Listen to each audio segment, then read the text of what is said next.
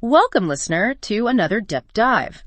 When you picture a dairy farm, maybe rolling green pastures, contented cows, well, our sources reveal it's actually an incredibly complex system behind that. Yeah, and dedicated too. Surprisingly collaborative, really. Collaborative, how so? Well, it's far more team-based than many people realize. In South Africa, for instance, most dairy farms, they're family-owned and run. Okay.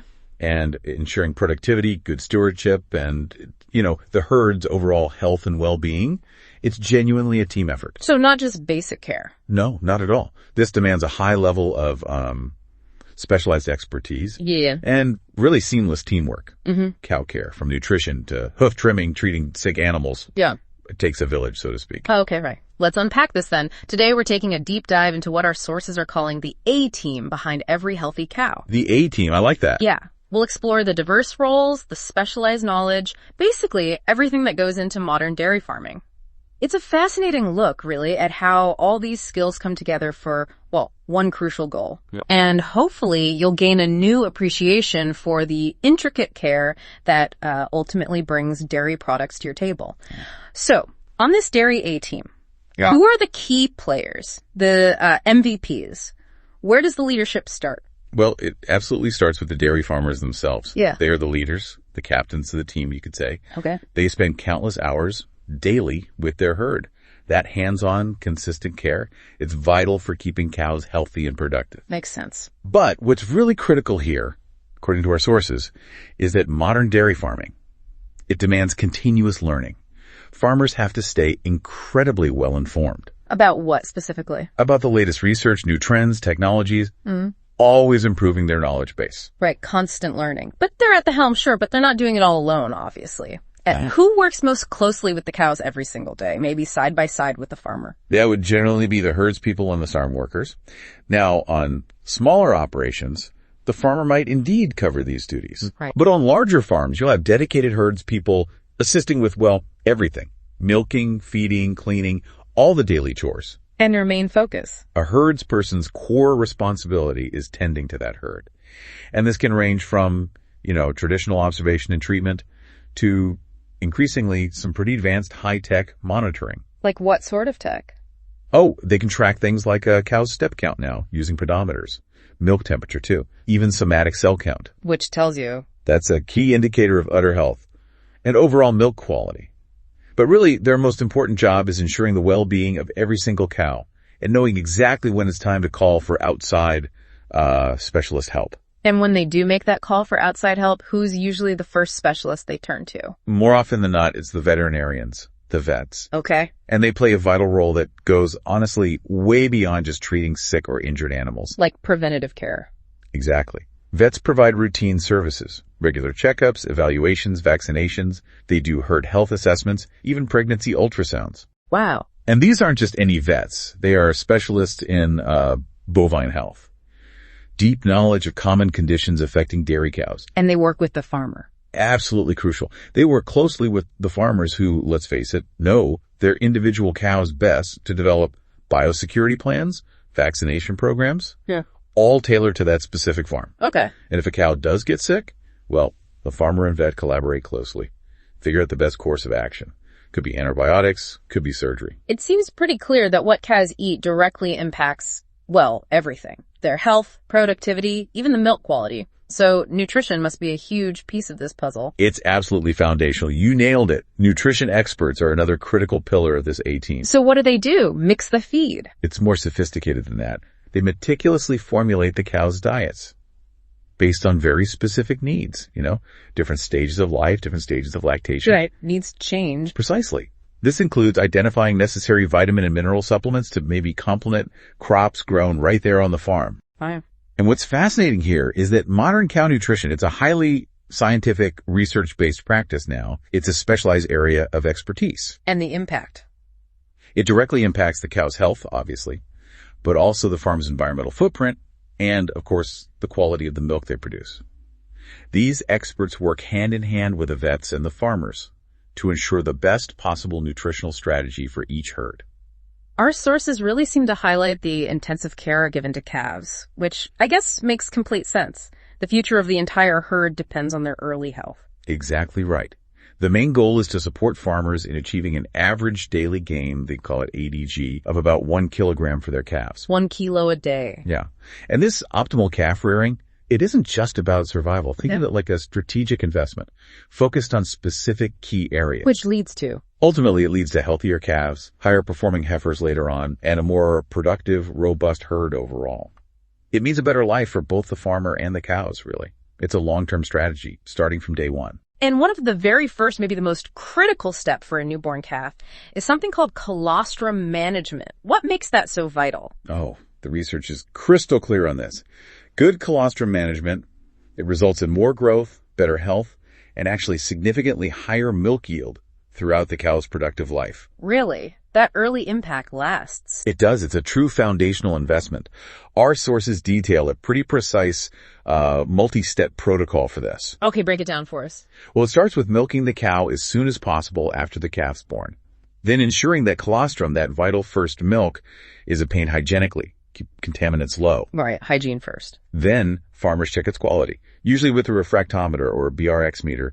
That helps gauge the antibody concentration. Got it. From there, they figure out the minimum liters the calf needs, based on a protocol. Supplement if the quality isn't quite good enough. And crucially, supply a specific amount of IgG. Those are the essential antibodies within just a few hours of birth. Wow, tight timeline. Very. Plus, a significant portion of the calf's body weight in colostrum within the first 24 hours.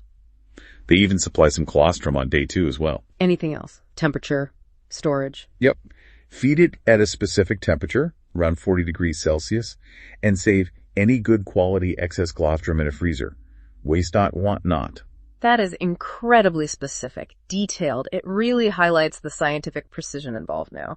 So what happens after that critical initial colostrum phase? Well, you build on that strong foundation. A premium calf milk replacer becomes crucial for, robust calf rearing. Not just any milk replacer then. No. Our sources describe some pretty advanced formulas. They contribute to excellent growth and health through unique ingredients. How about that? For instance, high-quality whey proteins are often used. They ensure quicker digestion, help support rumen development, which prevents that kind of weaning dip you sometimes see. Oh, okay. These replacers often incorporate highly digestible fats too, like spray-dried coconut oil. Coconut oil. Really? Yeah. Seems counterintuitive maybe, but it can significantly reduce digestive upsets compared to less advanced formulas. It also has some antimicrobial properties. Interesting. What else? They also often include combinations of prebiotics like GOS plus probiotics and organic acids. These all work together to optimize gut health, improve nutrient absorption, and further reduce issues like fecal disorders. So gut health is key. Absolutely. And some formulas even contain mixes of herbs and essential oils, things designed to support a healthy respiratory tract. Herbs and oils. Do they work? Apparently, yes. The sources mentioned remarkable results. Things like less respiratory discomfort, reduced medicine use for respiratory issues, even boosted feed intake and growth in calves. Impressive. Yeah. So these modern formulations, they're designed for optimal energy, they contain key fats, and they're generally easy to integrate into all feeding systems right after that colostrum phase. So it's clearly not just about the day-to-day upkeep, is it? It's also about proactively preventing specific serious health challenges. Our sources bring up a condition called milk fever. Yes, exactly. And they highlight the use of specialized nutritional supplements specifically for prevention. Ah, proactive again. Right. It really exemplifies this proactive, predictive approach to cow health, moving beyond just reacting and treating towards maintaining peak productivity and welfare through, cutting-edge nutritional science. And these supplements target milk fever. Correct. Things like Molotech Pro 16 is mentioned.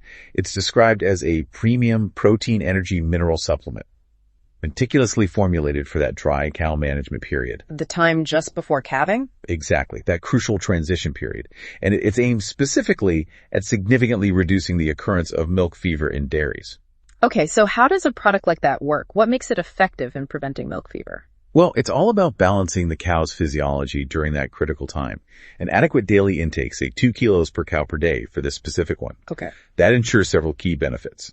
First, it provides optimal levels of anionic salts. These help balance the cow's blood chemistry to proactively prevent milk fever.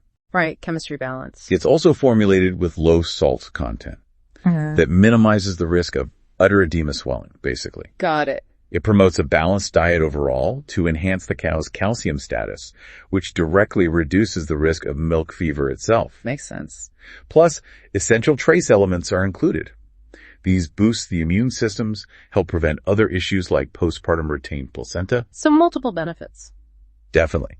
They also contain specific nutrients like sufficient sulfur, which further helps restrict milk fever. And importantly, these things need to be highly palatable. Palatable, so they taste good to the cow. Exactly. To stimulate appetite, make sure the cows actually consume enough during that critical, often stressful transition phase. If they don't eat it, it doesn't work. It's clear that dairy farming relies on an incredibly wide array of expertise, even beyond the core farm team, the vets, the nutritionists we've already discussed. Absolutely. Our sources mention other vital roles too. Farm advisors, for instance. Other niche specialists. Like who? Well, professional agrologists. They offer specialized advice, stay current with the latest science across areas like soil health, crop management, animal care. A broad spectrum. Okay. And let's not forget hoof trimmers. Ah, right. The cow pedicure you mentioned. Exactly. While farmers might handle some basic care, skilled professionals are often brought in for this specialized task. And it's not just cosmetic, you said. Oh, definitely not. It's crucial for preventing and treating mobility issues, foot health problems, which directly impacts a cow's comfort, her well-being, and her productivity. It's all connected. So when we put all these pieces together then and look at the big picture of modern dairy farming, what does this all really mean? What's truly fascinating here, I think, is how you see this blend, this mix of traditional knowledge, often passed down through generations on these family farms. Right, the hands-on experience. Exactly, combined with cutting-edge science and technology. The modern dairy farmer, they're highly educated, well-trained, and more tech-savvy than ever before. But at the end of the day, and believe me, for dairy farmers, it's a very long day. Dairy farming is fundamentally a team effort. It relies on this vast range of expertise. All focused on the cows. Always. Yeah. With the health and welfare of the cows as the absolute top priority. And, positive human-animal interactions are essential from every single team member. It shapes the whole environment. So what does this all mean for you, our listener? We've just taken a deep dive into this incredible teamwork, the specialized knowledge that goes into caring for dairy cows. It's quite something. From the farmer's leadership, that daily dedication of the herdspeople, the scientific approach of nutritionists and vets, the precision of specialists like hoof trimmers, it really is a testament to the dedication required for animal welfare and for quality production. And if we connect this to the bigger picture, it just highlights how complex, how interconnected even seemingly simple things in our daily lives are. Like, a glass of milk. Yeah. It's this powerful blend of traditional hands-on care and really cutting-edge science and technology. Which raises an important question, I think. How do we apply this idea, this concept of a multidisciplinary A-team, this commitment to continuous learning? How does that apply to other industries or even maybe our own personal development? That's a great... What other sort of silent teams are working behind the scenes, bringing us the products, the services we rely on every day? And what could we learn from their collaborative expertise? Definitely something to think about. Something to mull over until our next deep dive. Indeed. Thank you for joining us.